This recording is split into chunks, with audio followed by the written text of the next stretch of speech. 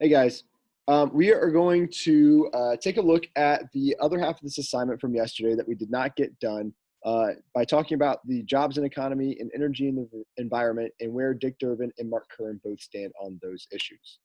Okay, so we'll start with the PowerPoint that we started looking at yesterday. And again, because Dick Durbin is here on the left, we'll start with his stance first. Okay, so this is what Dick Durbin says about the jobs and the economy topic.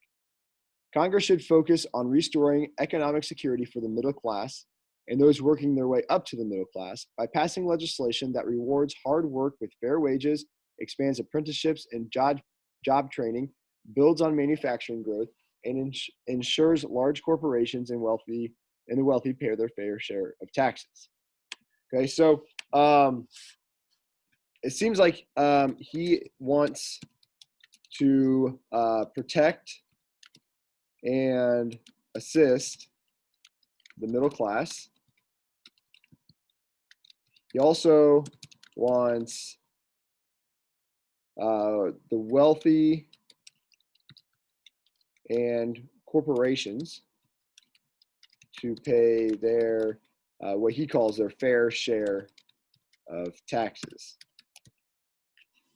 And we'll see that differ a little from Mark Curran here in a couple minutes. Okay, so on votesmart.org, we're going to scroll down to economy and take a look at what he says here. Okay, do you support federal spending as a means for promoting economic growth? He says yes, that the government is, they can help out with growing the economy. He also supports lowering some taxes if it helps to grow the economy. Okay, but only in some situations. Okay, and then he also says that he supports financial relief for businesses that were negatively impacted by the state of emergency due to COVID-19. Okay, so what we can add here, all right, based on what we just read here, is that he supports the federal government getting involved in the economy, getting involved in, let's say, economic growth. Okay, so let's take a look at Mark Curran. We're going to see some things that are different, and we're going to actually see them agree on a couple things. Okay, so here's what Mark Curran says about jobs in the economy. I oppose tax increases. Okay, so that's already different because Durbin liked the tax increases for corporations and the wealthy. The middle class certainly does not need more taxes. Government takes enough of our hard-earned money. Each of our middle class families live within their means, and we must demand the same of our government.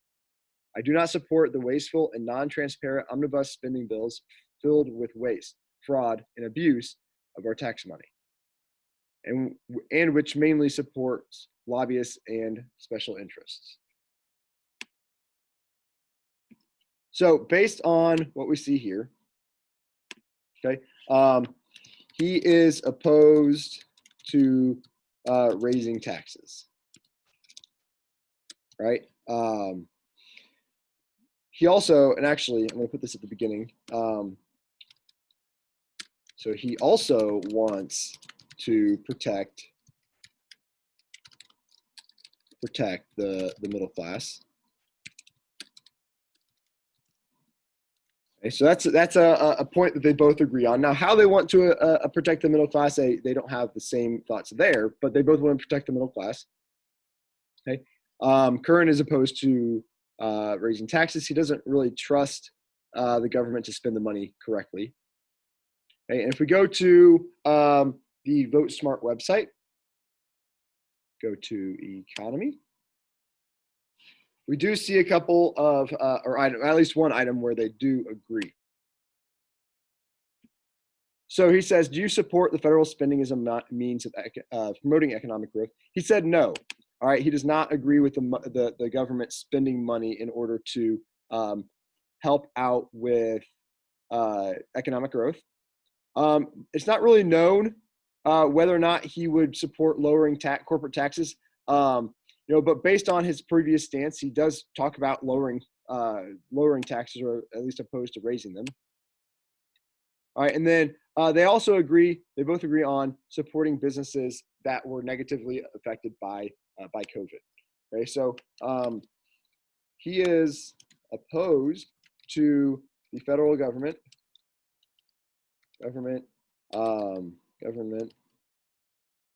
getting involved in economic growth, but does support aid to businesses. He does provide support aid to businesses impacted by COVID-19. Okay, so they do agree on some things, they do disagree on some things. So this is kind of one of those topics that's a little different, because a lot of what we've looked at so far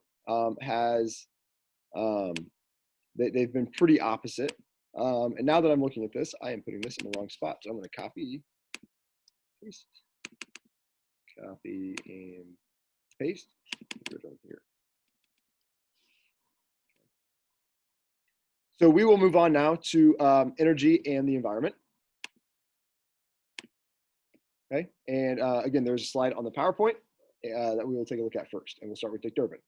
Durbin supports enacting common sense federal laws that would carefully and dramatically slow the rate of carbon emissions. All right, these are the things that are kind of like, that are bad for the atmosphere, and prepare and protect against the consequences of climate change, so that the repercussions for our economy, national security, and the global environment can be addressed before it is too late.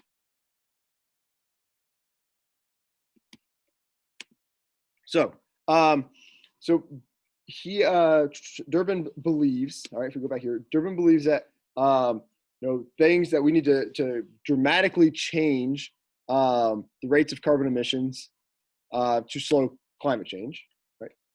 He believes in a dramatic change in carbon emissions. This is like when when we drive our cars, right? There's exhaust that comes out. That's an example of a carbon emission. He believes in dramatic change in carbon emission rates to help slow climate change. All right, and let's look on Vote Smart. We'll go to energy and the environment. He says, do you support government funding for the development of renewable energy?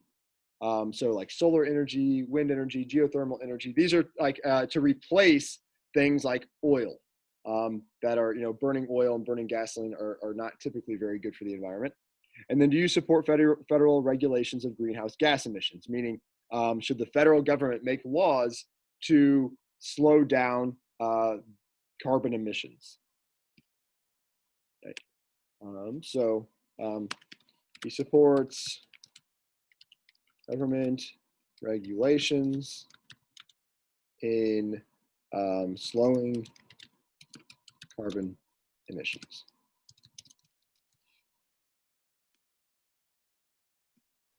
And again, we're going to probably see a little bit of a difference between the two, but we will see at least one similarity between Curran and Durbin in this case. Okay, so let's go back to the PowerPoint. And Mark Curran, I currently support the proposal for introducing the new energy frontier legislation to promote research and development for carbon capture technology, all right, which kind of helps limit carbon emissions, and establish a carbon innovation hub to achieve an environmental moonshot, turning CO2 or carbon dioxide and other greenhouse gases into valuable commodities. So it looks like Curran also recognizes the dangers of carbon emissions.